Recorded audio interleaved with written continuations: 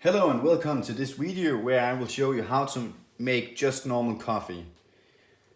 You need three things when you make coffee. You need some water, you need some coffee powder, and you need a filter. I would like to make 6 cups of coffee. When I should do that, I need to place the filter in the machine.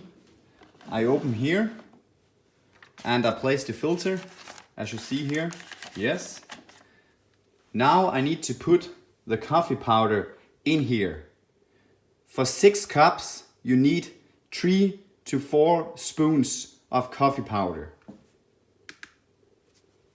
And then I take 1, 2, 3. Now I need some water. I close this one here and I open here. I was going to make 6 cups of coffee, so I pour water in the machine until I hit 6 cups. And I stop here. Now I have poured water in and then I place the can here and I press start. And now I'm making coffee.